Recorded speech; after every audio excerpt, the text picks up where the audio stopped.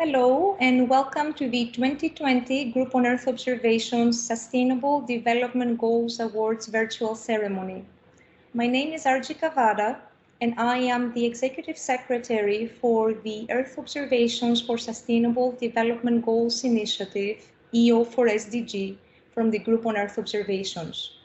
On behalf of GEO, the GEO EO4SDG initiative and the GEO SDG Awards panel, it is my esteemed privilege to recognize and award today 14 outstanding institutions and organizations that are applying Earth observations towards the achievement of the United Nations Sustainable Development Goals.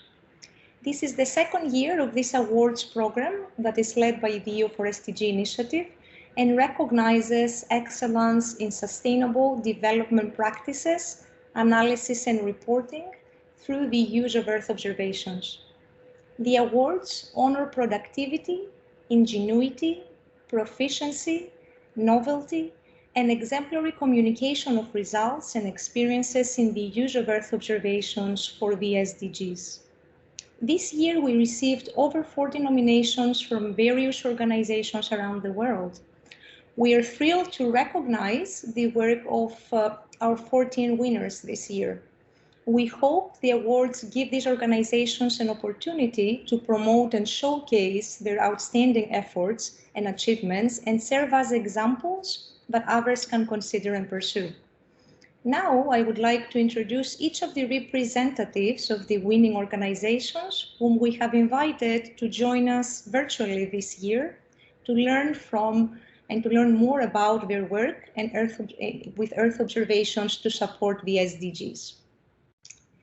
To begin with, it is my honor to announce that the Ministry of Environment and Energy of Costa Rica has been selected for a 2020 GEO Member Sectoral Award for their work in utilizing spatial data to identify essential life support areas in support of Sustainable Development Goal Target 15.5, protecting biodiversity and natural habitats, and to help Costa Rica and 4 pilot countries achieve their commitments to the 2030 Agenda. Accepting the award today is Vice Minister of Environment, Mr. Franklin Paniagua, from the Ministry of Environment and Energy in Costa Rica. Congratulations on this award. So a question to you, could you please describe how the Mapping Nature for Planet and People partnership has helped Costa Rica apply Earth observations to monitor and drive progress on its SDG commitments? Thank you very much. I'm proud to receive the award on behalf of the Ministry of the Environment, and I'm doing it as we're working on the field today. So I'm talking to you from my vehicle.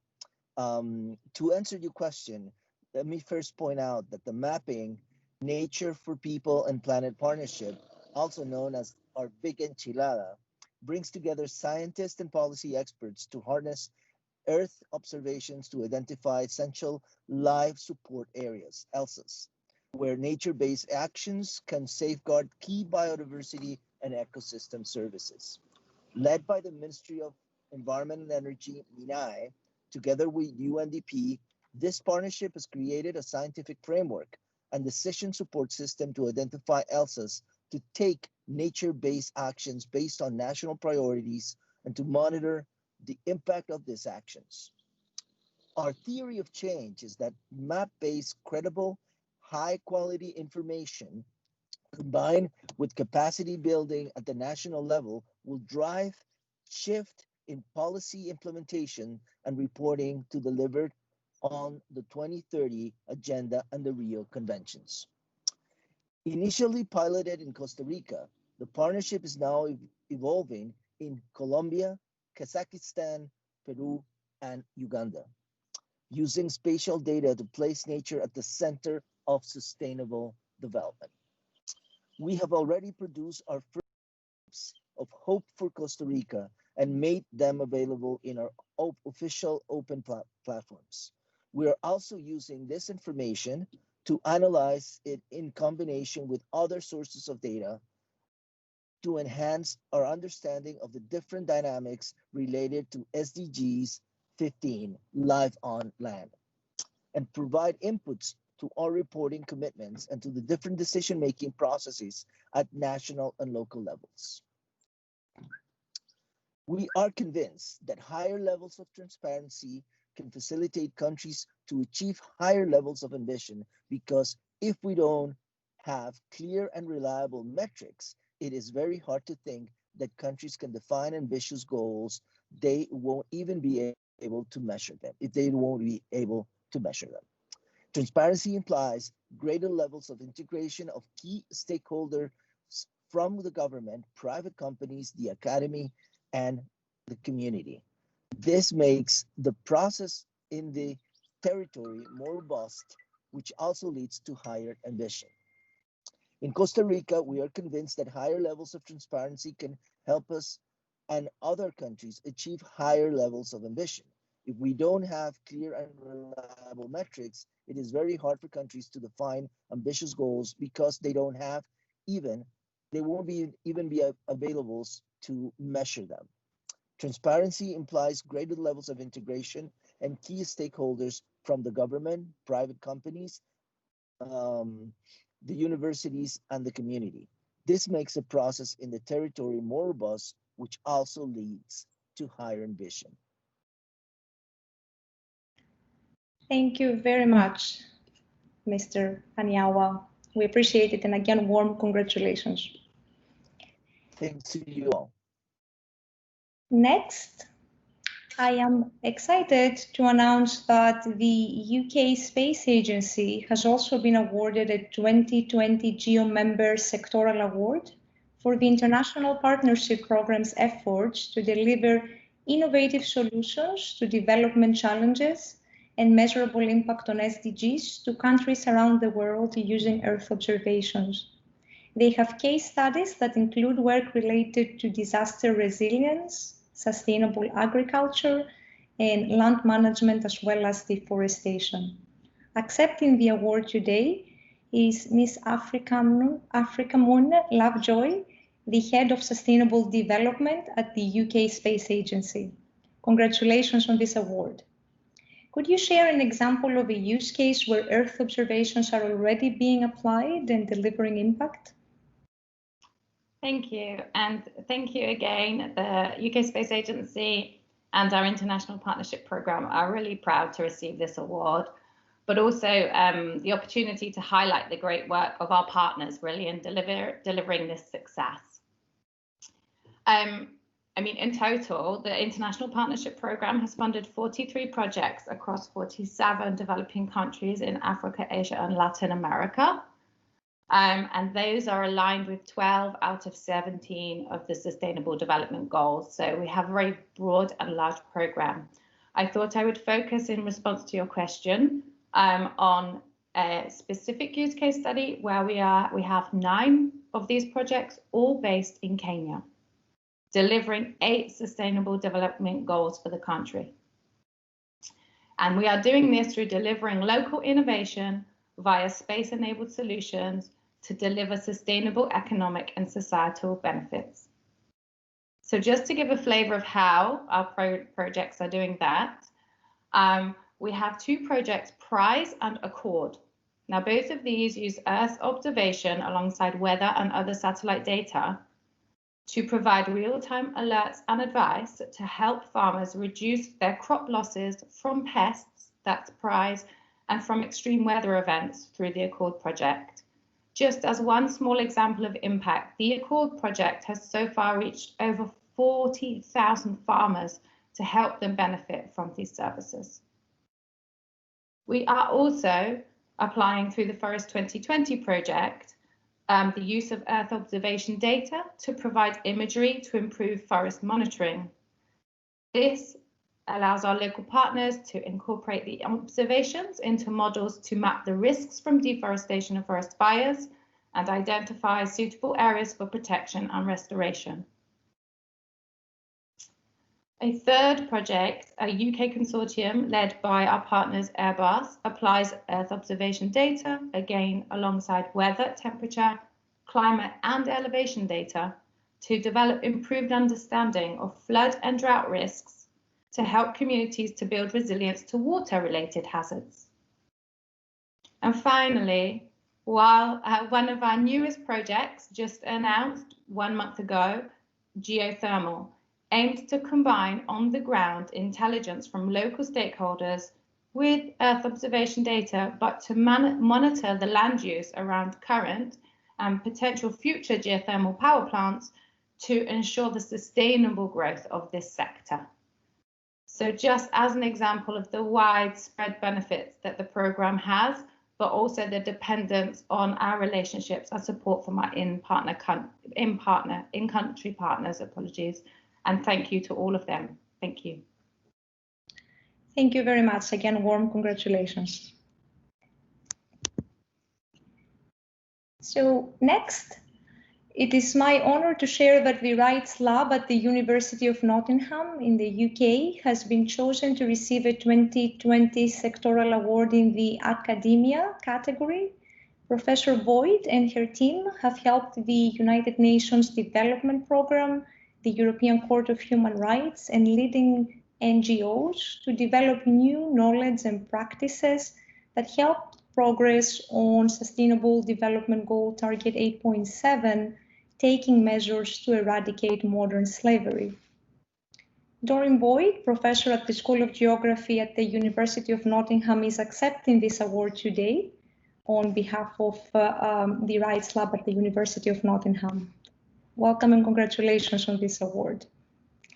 One question for you is around modern slavery data. And so, does this data in part already exist, and how can Earth observations help complement such data and fight modern slavery? Thank you very much indeed. The Rights Lab are thrilled to receive this award on the work that we started just 3 years ago. And indeed, in answer to your question, the lack of data is the barrier in the fight against modern slavery. After all, how do you measure something that is hidden? It is a crime after all. So the estimate that most of us in the anti-slavery world work with is that from the Global Slavery Index put forward by the ILO and Minderoo, which states that around 40 million people are currently enslaved globally.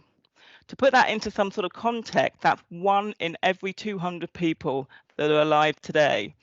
And unfortunately, that scales to 1 in every 130 women and children. So if we're going to meet the United Nations Sustainable Development Goal Target 8.7, which is to end modern slavery by 2030, we need to be liberating 10,000 people daily. The GSI estimate is great in terms of raising awareness, but it's generated at the country scale. And it goes without saying that to provide effective intervention strategies to both liberate people enslaved, but also to look at policies that are ensuring that people stay enslaved, and also to monitor any effectiveness going forward, we need to get down to the local level for numbers to know where slavery is happening. And this is what Earth observation can absolutely help with. Coupled with the right sort of ground intelligence, we can map the markers in our imagery that help the evidence base around where modern slavery is occurring. So, for example, we've mapped all the bull trench brick kilns in South Asia because anti-slavery organisations have told us that bonded labour is used in the kilns. But they had no idea how many kilns there were, or indeed, the numbers and the scale of the issues that we were trying to address with them. Now, by mapping all of the kilns, we know this data. And so we're working with local NGOs and the United Nations Development Programme to address the issue. In the Rights Lab, we're working on lots of other examples, including assisting the Greek government and also the Ugandan government. And that latter example was funded by another awardee, the UK Space Agency. And we estimate that right now, EO data can provide us with a direct actionable intelligence for at least 1/3 of the estimated 40 million that are enslaved. Now, of course, with EO technology, it's always evolving, and our knowledge of modern slavery with it. So more data will be possible for sure in telling us what we can be doing with the anti-slavery world. So to my mind, this is a fantastic example of how we can link pixels and people for SDG good. Thank you. Thank you very much. And again, warm congratulations.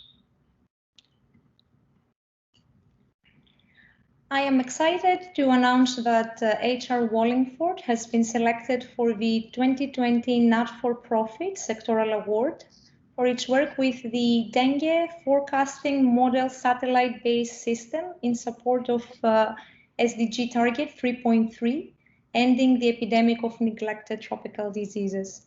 This integrated dengue fever forecasting system incorporates Earth observation data, seasonal climate forecasts, and in situ observations to produce forecasts on a regular basis. The system issues monthly forecasts for the next 6 months, allowing beneficiaries to take preemptive action to reduce the number of dengue cases. Accepting the award today is Gina Charouhi, Principal Engineer at HR Wallingford. Congratulations on this award.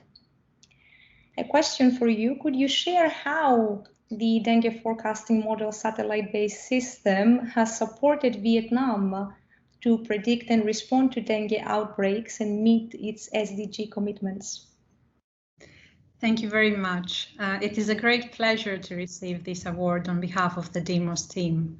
Dengue is a disease that is spread by mosquitoes, and it is in fact the fastest spreading mosquito-borne disease in the world today.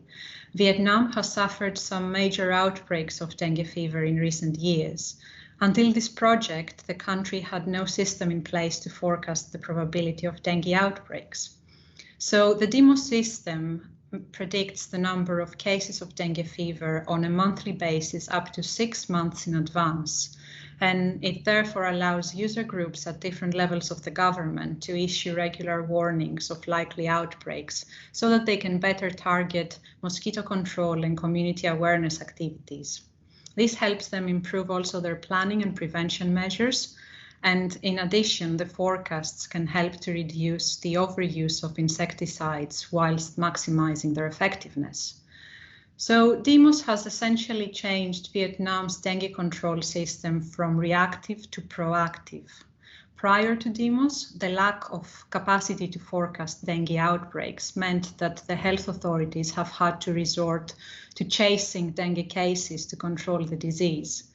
Budgeting and planning used to be based on the experience of previous years, and action was only taken when the number of reported cases increased. However, since the DEMOS became operational, the forecasts inform the health officials' plans and interventions in advance before dengue cases increase.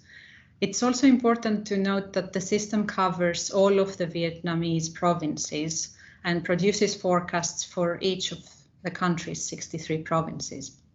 At the community level, the dengue fever forecast enables communities to take proactive action to prevent mosquito bites and to also clear mosquito breeding sites from around the home. And that is helping to reduce ongoing transmission and to also seek treatment early to reduce the chance of developing severe dengue. DEMOS is also now supporting the budget planning process for dengue prevention and control. So we have stakeholders who are reporting that it helps them to develop action plans and budget estimates and to prepare chemicals and the equipment needed to address dengue outbreaks. It also provides them with more information to advise health committees at various levels, and it can inform their annual disease prevention and control plans. So that's how DEMOS is supporting Vietnam to meet SDG Target 3.3 on ending the epidemic of neglected tropical disease. Thank you, Gina. Congratulations again.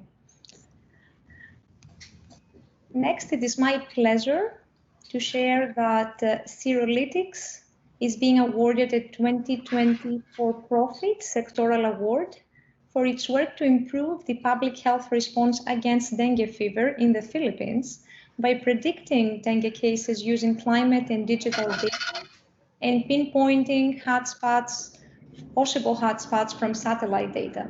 This also supports SDG 3, good health and well-being. Accepting this award is Mr. Dominique Ligot, CTO of Serolytics. Congratulations on this award. A question for you, what are some of the main steps you are taking to bring your work to local government and health sector offices to help prevent dengue fever? Hi. As with any SDG, finding a useful technology is only the start of the journey. The rest of the challenge is engaging with agencies, the government, and communities on the ground. Since we made our first steps using Earth observations from the NASA Space Apps Challenge, we have been in touch with international organizations such as the World Health Organization, the World Food Program, and the Asia Foundation in finding support for propagating this technology. On the local front, we are also coordinating with local governments who have all expressed support for utilizing cutting-edge technologies. In 2019, long before COVID, the Philippines was already suffering from an epidemic of dengue, with nearly 300,000 cases and more than 1,000 deaths. The health crisis brought by dengue rivals us today. And our solution proposes a multi-pronged approach: early detection of panics from online searches, anticipating case counts from climate readings, but most importantly, pinpointing hotspots from mosquito habitat detection.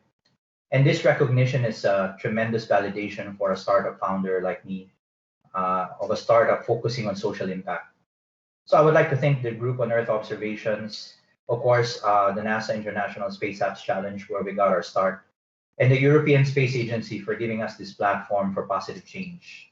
And at the same time, I continue to look forward to interacting with other people who are also joining the fight against dengue fever. It's something that we're really passionate about, and we're really happy to receive this award. Thank you very much. Again, warm congratulations. I'm excited to announce our next winner for our next category for-profit sectoral award. It is GeoSPAC that was selected for a 2020 for-profit sectoral award for its work using satellite data to visualize the extent, magnitude, and height of flooding in Kerala, India, contributing to SDG target 11.5, reducing the number of deaths and the number of people affected and substantially decreasing the direct economic losses caused by disasters. GeoSPAC's work has helped the government of Kerala in disaster relief, as well as insurance companies who were able to proactively dispatch agents to affected customers rather than wait for a claim to be filed. Accepting the award today is Dhruva Razan, founder and CEO of GeoSPAC. Congratulations on this award. What do you think are some key characteristics of satellite Earth observations that make them suitable for supporting disaster relief efforts? And how have they benefited the government of Kerala and related stakeholders? First of all, thank you for this award. It means a lot to us that the work is being recognized, and especially for such an amazing cause to sort of support the government and the people that were affected. The Kerala floods happened around the 16th of August in 2018, where torrential rain caused flooding in many parts of this state in southern India. Almost 500 people have died, and many thousands were affected during the course of the flood. And our work was essentially to provide immediate response solutions to the government. In fact, we worked over the weekend, and by Monday the dashboard was up, and by Tuesday it was in the national newspaper. So it essentially provided an insight into how satellite data can quickly allow multiple agencies to collaborate and respond to an incident. And just to answer the question, I think there were lots of advantages that we used of satellite data, which is, regular intervals of data was available. It was readily accessible. It's authoritative and single source, so nobody can argue about the validity of an image that comes out. And also, I think one of the most important things is the terrain of Kerala was such that there was no way that it was accessible by drones or survey teams. So satellite imagery provided a very quick way of getting a bird's eye view of what was happening. And I think the benefit to the government, I think, was immense, because they were able to respond to the emergency in a more prepared way. They were able to dispatch forces in the right places where people were getting affected. And the intervention also garnered a lot of global appreciation in the way that the Kerala government actually gathered support of startups and commercial entities to respond to this flood. And then I leaves a better impression with the citizens that the government is actually taking proactive measures to respond to disasters in a better way. So again, I'd like to thank the committee for the award and also hope to be contributing much more in the future. Thank you. Thank you very much, and again, warm congratulations. Next, I am happy to announce that CODATA, the Committee on Data of the International Science Council, has been selected to receive the 2020 Special Award for Testimonial for its work utilizing Earth observation data to provide a rapid damage mapping response to determine the immediate impacts of disaster events in support of Goal 11, Sustainable Cities and Communities. Accepting the award today is Mr. Simon Hodgson, Executive Director of CODATA. Congratulations on this award.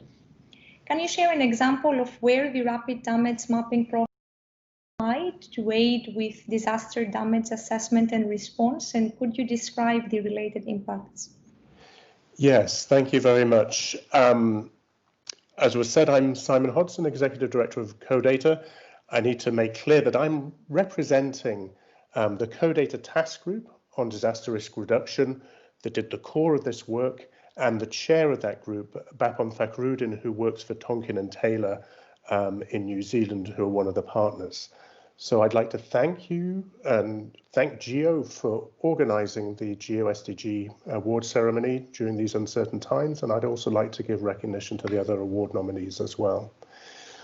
To respond to the question, the Rapid Damage Mapping Tool was developed by Tonkin and Taylor International, based in New Zealand, and it gathers integrated initial damage mapping information within the first 24 to 72 hours of a disaster. The CODATA Task Group for Disaster Risk Reduction, which is the recipient of this award, has been implementing the tool and building collaborations around it. In the wake of disaster, national disaster management authorities and aid agencies require support within those first 24 to 72 hours to integrate global, regional, national and local data to understand the extent of damage and the interventions which are necessary. The RDM tool has been of great use, with more than 7 RDM instances supported by the task group to the NDMO, the Red Cross, UNOCHA, within 24 to 48 hours time period to take immediate response in Asia and Pacific regions. Rapid damage mapping was applied to the context of the Kaikoura earthquake in New Zealand, to Tropical Cyclone Winston in Fiji, to Cyclone Gita in Tonga, and Tropical Cyclones Idai and Kenneth in Mozambique. And in those contexts, it demonstrated enormous benefits in saving lives and efficient disaster response, and provided significant lessons. The interactive maps, geocoded photos and damage reports allowed government engineers, scientists and other first responders to effectively triage their efforts, specifically effectively in Fiji and New Zealand, for example. Our efforts provided valuable insight for first responders and NDMO, able to identify remote island damage situations to provide rapid responses in Fiji right after Cyclone Winston. In New Zealand, the rapid damage mapping provided information about key vulnerabilities that evolved after the Kaikoura earthquake and helped to identify more than 10,000 landslips, which helped to develop strategies on disaster responses. For the Palu earthquake and tsunami in Indonesia, we were able to assist to provide quick estimation of affected people under the earthquake, tsunami and liquefaction damage.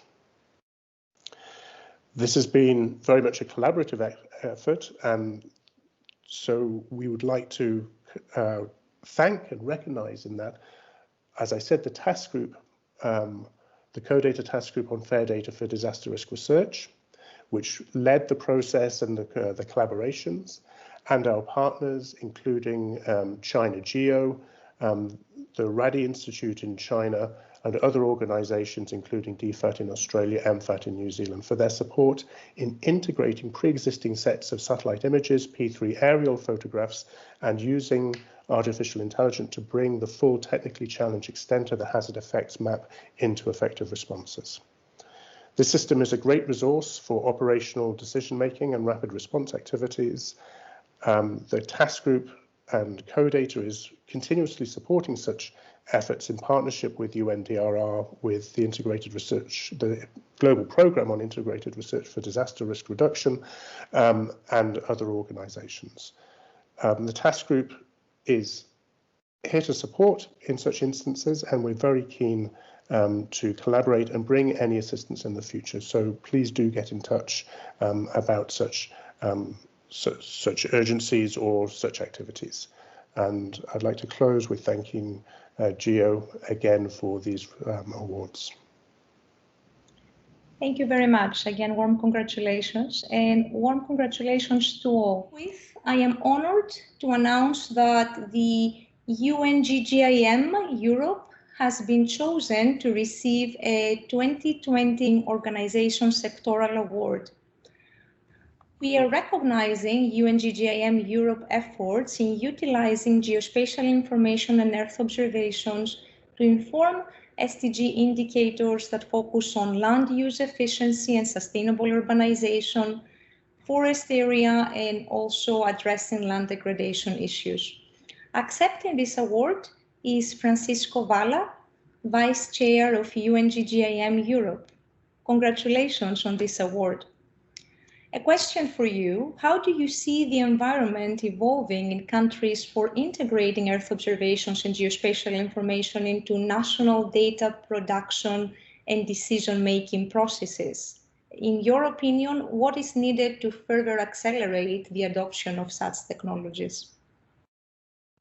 Thank you very much for your question. First, let me say that I'm very pleased to receive this award on behalf of UN-GGIM Europe as a whole, and specifically on behalf of its working group on data integration that has conducted the work being awarded. Going to your question, I'll try to center my answer based on the work that UN-GGIM is being developed.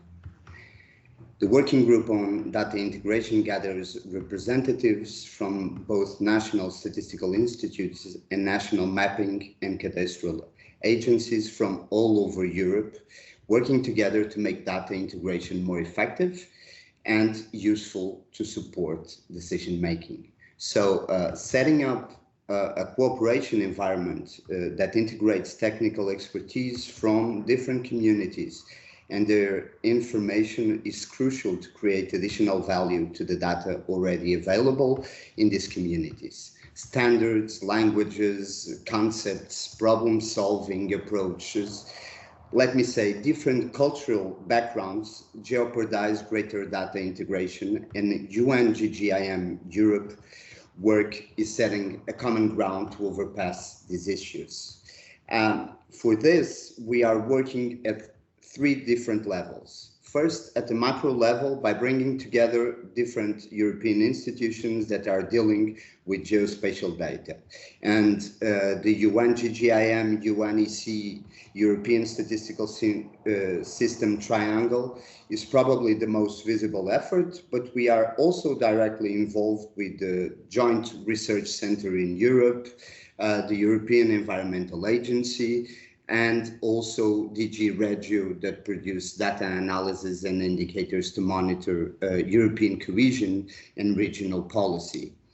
At the national level, efforts on data integration are setting up common ground for better cooperation between institutions and communities. And finally, at the technical level, like the work that we develop in the working group on data integration, are building a sense of interlinked community that is able to investigate and solve problems, as exemplified by the use cases that we have presented to GEO and are now being awarded. Thank you very much. Again, warm congratulations. Thank you.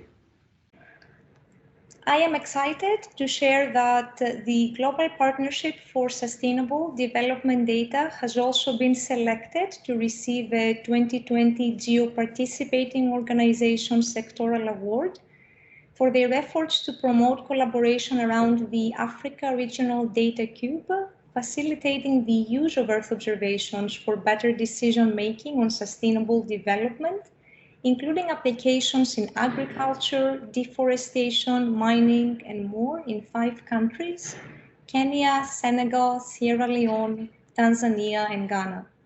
Accepting the award today is Victor Ohurogu, Senior Africa Regional Manager at the Global Partnership for Sustainable Development Data. Congratulations on this award. How are organizations, especially at the national level, using partnerships for enhanced adoption of geospatial and Earth observation technologies in their data systems? Thank you. On behalf of the GPSDD, I would like to say thank you for this honor. Firstly, we're grateful to the co-founding organizations of the Africa Regional Data Cube, who have been on this journey for helping countries applying Earth observations practically. We did benefit from a huge number of experts, groups that includes the likes of NASA, CEOs, especially Dr. Brian Kilo, the group on Earth observations, Stephen Ramage, Amazon Web Services, Jed and Anna, the government of Kenya, Philip Tigo and Dr. Korea, and Strathmore University at Kenya, Rosemary Okilo. We're also grateful to a number of our country focal points, Ms. Yama Thompson from Sierra Leone, Omar Saidu from Ghana, Dr. Ibrahim Mahati from Senegal, Benedict Mugambi from Tanzania, and Mr. Mwali Mohammed from Zanzibar. We also definitely want to thank those who are supporting us in the next chapter of the Digital Arts Africa in scaling up to the continent, notably Dr. Adam Louis, Dr. Ken Mubia, Aditya Agrawal, as well as several other UN partners, including the UNECA and many other partners. Before 2015, we're not sure that many statistical offices could imagine how Earth observation data could be democratized. Partnerships obviously are behind every part of the progress that we have made so far, and we have a few examples. In Ghana, we assisted the government through the Water Resources Commission to assess and improve water quality in Wager Reservoir, and that was a step towards addressing SDG 632. Wager Reservoir is one of the main sources of fresh water for the city of Accra and many peri-urban areas surrounding Accra. And so the algorithm on water quality did help the Water Resources Commission to have an overview of the water quality in that reservoir and continues to guide ground investigations, testings, and assessments in Ghana. In Sierra Leone, the mangroves were pretty much disappearing due to coastal erosion, while human activities around the mangroves led to landslides and the destruction of homes along the shoreline. Time series satellite data from the ARDC has informed decision-making at the Environmental Protection Agency in Sierra Leone.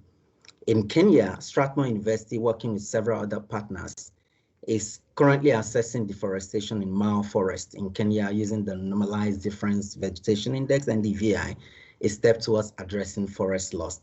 Of course, in Senegal, one of the key agencies of government that is in charge of agricultural statistics, DAPSA, working with the Ministry of Agriculture, APA, and Agricultural Think Tank, are currently monitoring crop phenology in the country.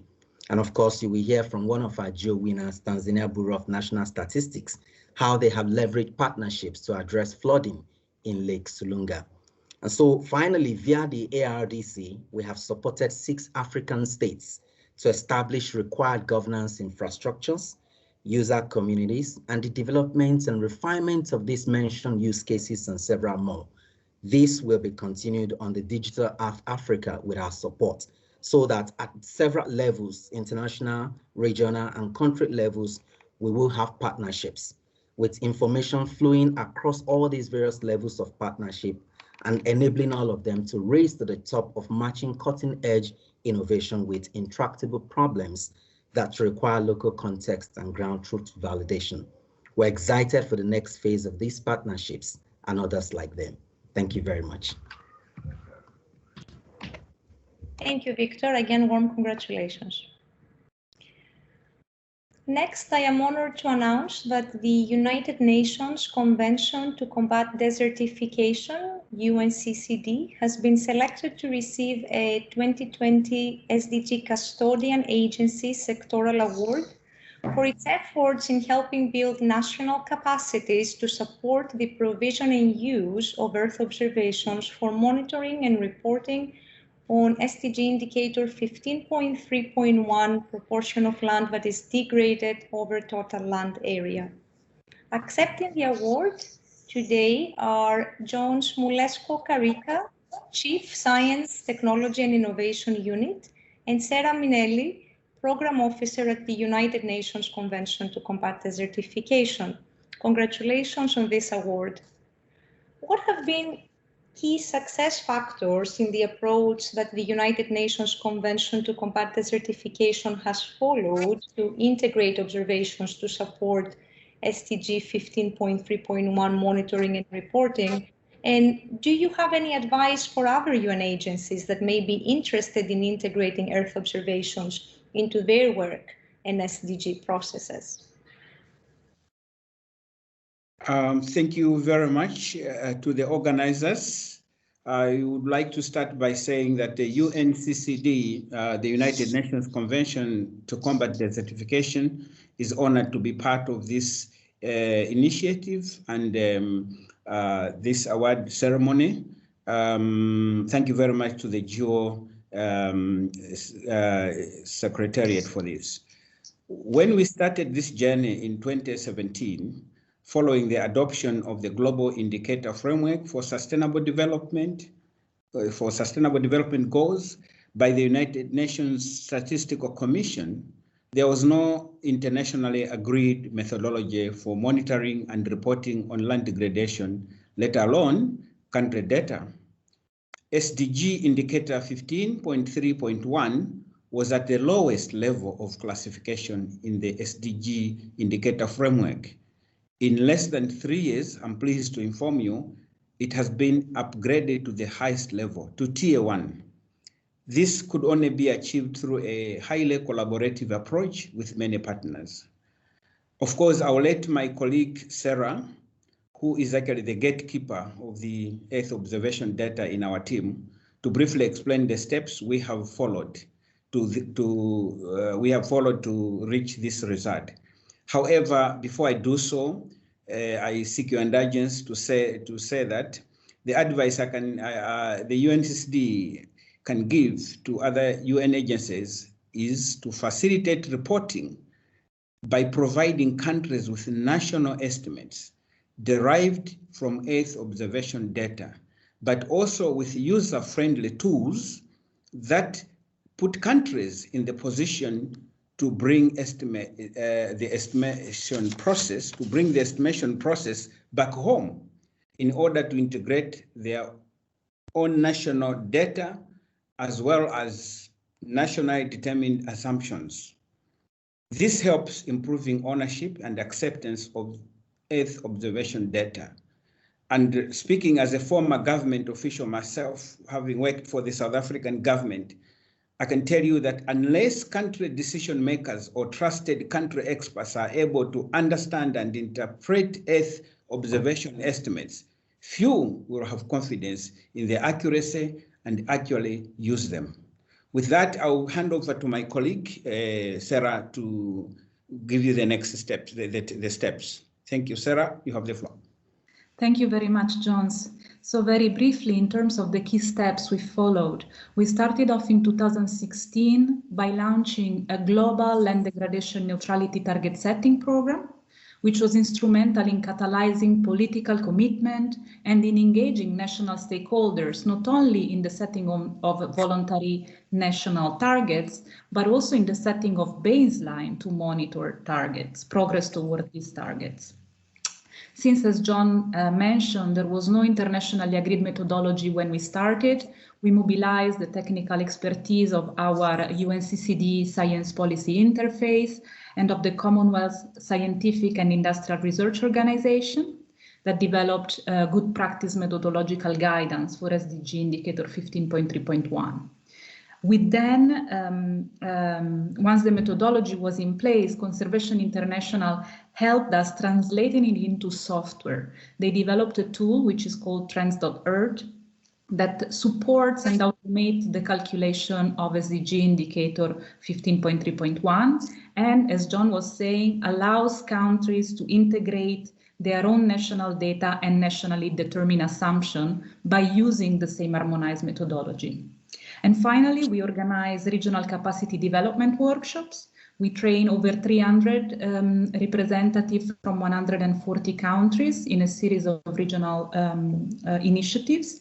And this led to the first global assessment of land degradation in 2019, an assessment that was based on 123 country submission and additionally 40 estimates from global Earth observation dataset. Maybe just to conclude, I'd like to remind that both CSIRO, the Commonwealth Scientific and Industrial Research Organization, and Conservation International have won last year an SDG award, a 2019 SDG award. So this was clearly a winning collaboration that is continuing today under the Group on Earth Observation Land Degradation Neutrality Initiative. Thank you very much both. Again, warm congratulations. Thank you. I am excited to announce that the Earth Observatory of Singapore has been selected to receive a 2020 sectoral award in the academia category. The Earth Observatory of Singapore has used Earth observations for a suite of applications, including land use monitoring, flood and damage mapping, land subsidence estimation, and sea level change analysis in support of Sustainable Development Goals 11 on sustainable cities and communities, 13 on climate action, and 17 on partnerships for the global goals. Accepting the award today are Gopika Saresh, Research Fellow, and Perrine Hamel, Assistant Professor at the Asian School of Environment at Nanyang Technological University in Singapore. Welcome and congratulations on this award. Can you share an example of how you have worked to extend the uses of Earth observations in support of SDG target 11.5 on reducing the adverse effects of disasters, in particular in Southeast Asia? Thank you, Aji. And on behalf of the Earth Observatory of Singapore, Perrine and I would like to express our greatest gratitude to GEO and to the EO for SDGs team for choosing us as this year's GEO for SDGs award winners. Congratulations, of course, to all the other winners as well. The Earth Observatory of Singapore is located in Singapore and works in synergy with the Asian School of Environment, which is part of the Nanyang Technological University. As we know, the Asia-Pacific region suffers disproportionately from natural disasters and has been impacted by 37% of worldwide disasters recorded in the last 30 years. So one of the projects at the Earth Observatory of Singapore that actively uses Earth observation data in disaster response and rapid mapping is the ARIA-SG project.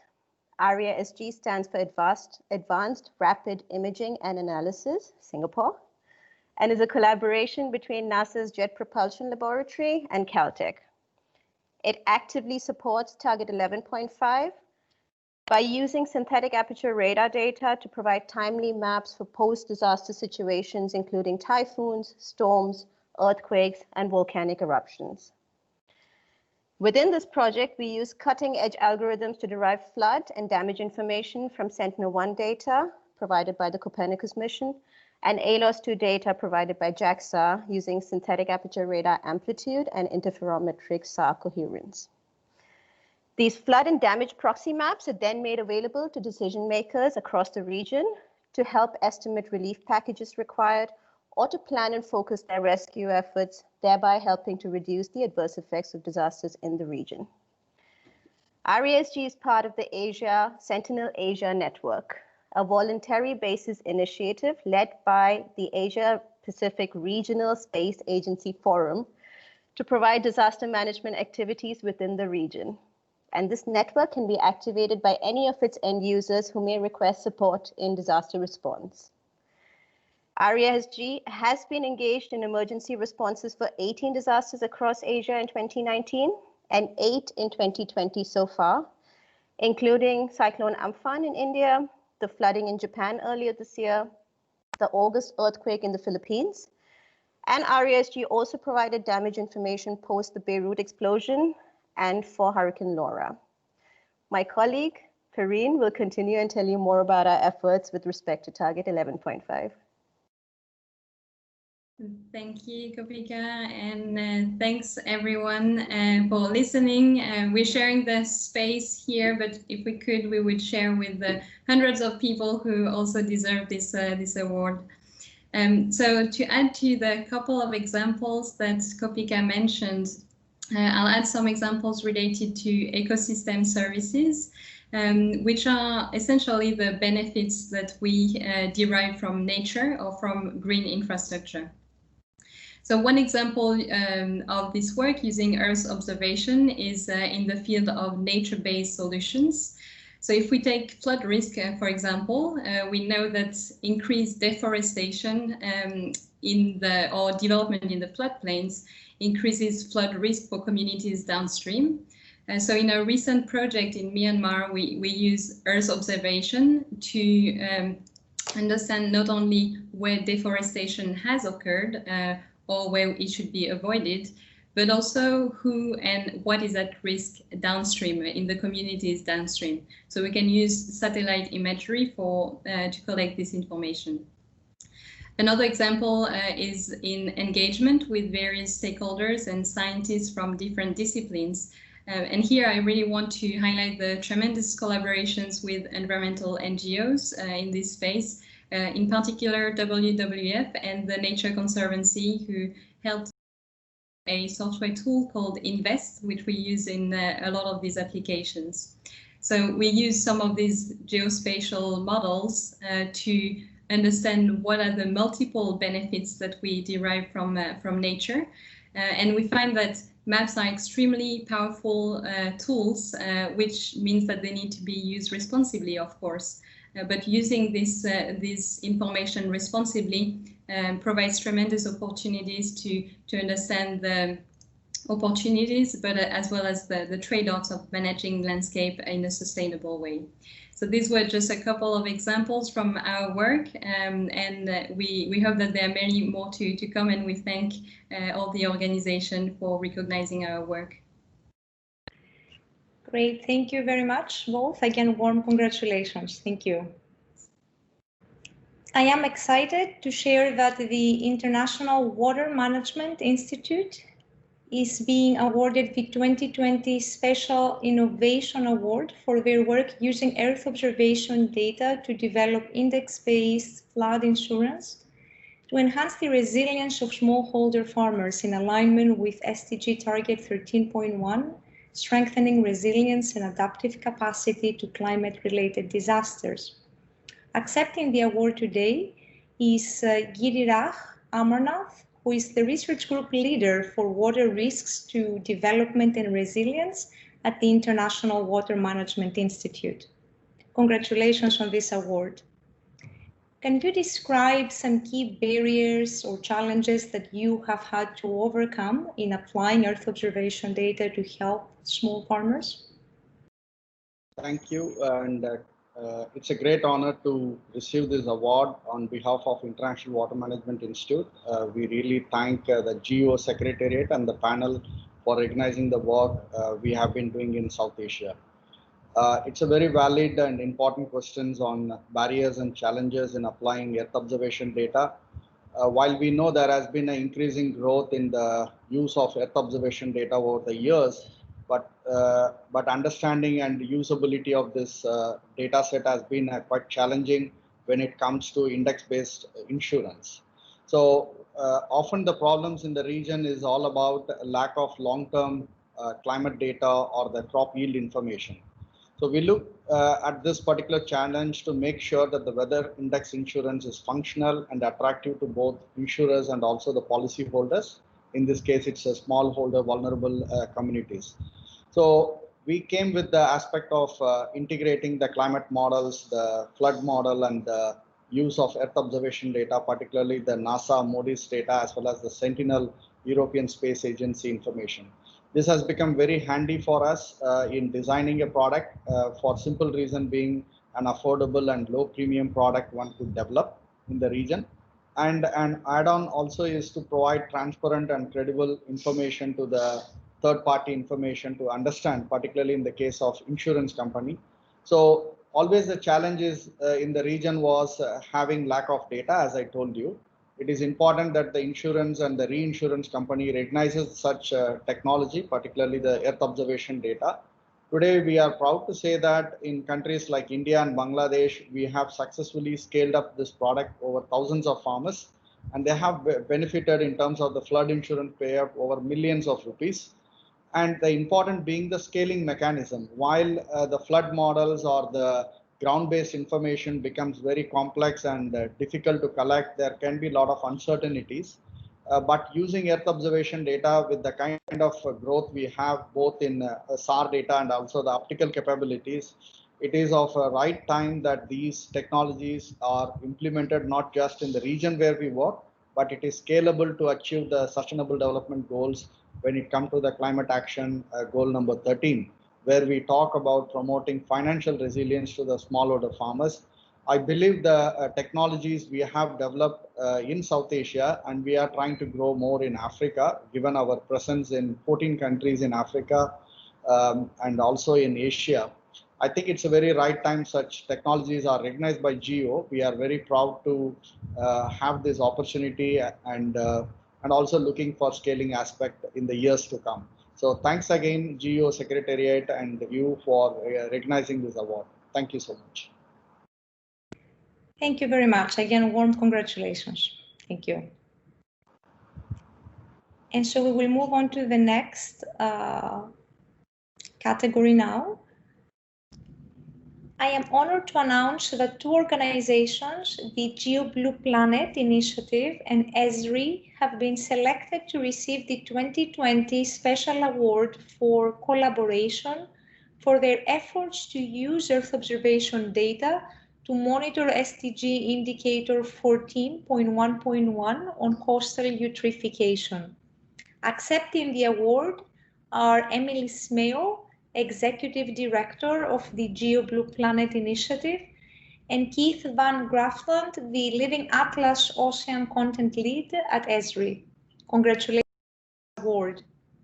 Do you have any advice or lessons learned for developing a successful partnership to facilitate Earth observation integration in SDG indicator monitoring and reporting? One of the big challenges that was facing for this indicator is that collection of the nutrient data for monitoring eutrophication is very time-consuming and expensive. And many member countries were not able to do this, especially within the yearly reporting requirements requested by the SDGs. One of the ways that Geo Blue Planet started working is by putting together a team of satellite oceanographers to advise on how we could develop sub-indicators who could provide information about coastal eutrophication, looking at changes in chlorophyll A as a proxy for eutrophication. In order to do this, we developed the methodology, and then it was clear at that point that we really needed to partner with someone who had expertise in visualizing data and processing geospatial information. And we then partnered with ESRI, who is a global leader in geographic information systems, who really went to great lengths to work with us to analyze and visualize the data. I think that one of the reasons that our partnership has been so successful is that each of our roles was clearly defined and everyone that was involved in the project really cares about what we're doing. One challenge that we met was working with people who are involved in different sectors. People have different jargon and ways of presenting data versus, statistics and the way that the satellite oceanography community is typically used to presenting information. So working together with ESRI, we were able to find common ground and are hopeful that we're going to be able to provide information to countries that will help countries identify some eutrophication hotspots that they can use to identify global nutrient pollution issues. It's been one of my favorite projects to work on during my time at GEO, And I'll turn it over now to my colleague Keith at Esri to talk about their views on our partnership. Thanks, Emily. Hello, I'm Keith Van Graafland, Esri's Ocean Content Lead for the ArcGIS Living Atlas of the World. I'm honored to accept this award on behalf of Esri. It's been a great opportunity and pleasure to work towards a solution for SDG Goal 14. First, I'd like to comment on the importance of the team. We have such an impressive multidisciplinary team of well-rounded scientists and technical experts that helped us achieve our methodology. Big kudos to Emily and GeoBlue Planet for assembling the team. Over a few weeks, we were able to overcome some of the initial challenges and break down that industry-specific jargon related to our various fields of expertise and operate with a simplified common language, and then consequently achieve a common understanding. We also surrounded ourselves with data experts that helped us identify the best available products to use and apply that methodology that we were developing. Through this team, we were able to use GIS to implement the methodology that was adopted by the UN. The importance of identifying the needs of the project proved to be the second most critical component, matching up the SDG indicator need with a realistic and achievable solution. What were we able to do now? While we all strive to achieve perfection, the team understood the urgency to create a scientifically sound solution that could be implemented to help individual countries understand impacts and begin to act. I'm proud to be a part of the Esri organization that makes understanding the environment a priority and provides open shared data to do so. With our solutions, I believe we can work towards addressing sustainable development goals rapidly using good, repeatable, and understandable science. Please consider this as a model that can be adopted using available data for other SDGs and challenges within our world today. I truly believe that together we can increase understanding and make a difference in this world. Thank you. Great, thank you very much. Congratulations again to the organizations for this award. And so now I would like to introduce Lawrence Friedel, Director of the Applied Sciences Program at NASA's Earth Science Division and co-chair of the EO4SDG initiative from the Group on Earth Observations, who will provide our closing remarks. Lawrence, over to you. Well, thanks to all the speakers and their comments today. This is such great work that you and your organizations are doing. And Archie, thanks to you, both for emceeing this year's virtual event and for all the work you're doing as the Executive Secretary of the EO4SDG initiative. So I'm one of 3 co-chairs for the initiative. The other 2 are Chu Ishida from the Japan Aerospace Exploration Agency and Paloma Merdillo from Mexico's National Institute for Statistics and Geography. And so on behalf of the entire team of the EO4SDG initiative, we want to extend our warm and sincere congratulations to all the winners of the 2020 GEO-SDG Awards. These awards really should stand as an inspiration to all of us about what can be done and what needs to be done to ensure that Earth observations contribute to making our world a better and more sustainable place. We invite all of you to help us promote these winners and their successes. We hope you'll congratulate them. And please share your congratulatory messages on social media, tell your peers about these projects, and please use them as case studies about the power of Earth observations. You can certainly find out more about these projects by visiting the website of the Group on Earth Observations, as well as the website for the EO4SDG initiative.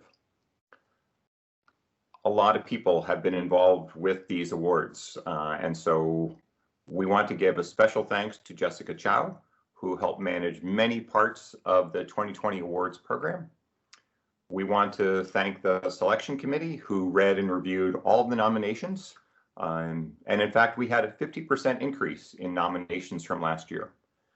And so we greatly appreciate all the people on the organizations that even submitted a nomination. And more importantly, for how they're using Earth observations for the SDGs. Finally, we hope everyone will consider submitting a nomination to a future GEO Awards call for the SDGs. We invite you to shine a light on your work, your projects, your partners, and ways that you're making an impact to improve our planet and meet the Sustainable Development Goals through Earth observations. A final congratulations and appreciation to all the winners of the 2020 GEO SDG Awards. Thanks.